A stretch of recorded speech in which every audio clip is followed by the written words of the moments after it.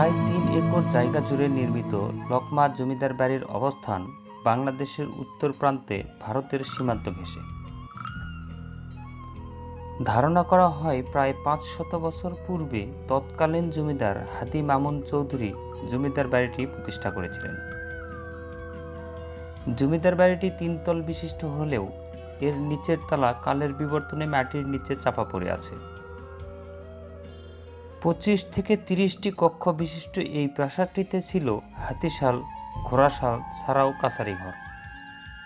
কথিত আছে এই জমিদার বাড়ির জমিদার ছিলেন অতি অত্যাচারী, নির্দয় ও নিষ্ঠুর। এই অত্যাচারী ও নিষ্ঠুরতার কারণে কোনো এক গায়েবী মাধ্যমে তাদেরকে জমিদার বাড়ি সহ জমিদারি ছেড়ে দেওয়ার জন্য বলা হয়।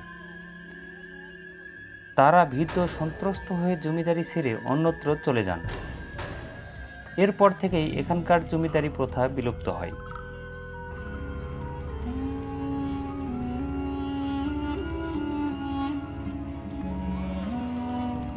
লতাপাতায় জরাজীর্ণ জমিদার বাড়িটি এখন ধ্বংসপ্রায়। এই জমিদারির অধিকাংশ এলাকা এখন ভারতের ভূখণ্ডে অবস্থিত। এগুলির মধ্যে জামালপুর, মাথুরাপুর, গায়েশপুর, চিঙ্গিসপুর, সানাপাড়া ও মজাদপুর উল্লেখযোগ্য।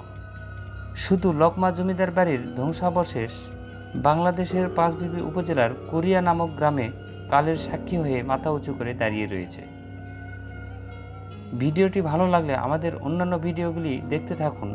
আর এ ধরনের ভিডিও দেখতে চাইলে আমাদের রাজ্যে সাবস্ক্রাইব করে পাশে থাকা বেল বাটনে ক্লিক করুন। ধন্যবাদ।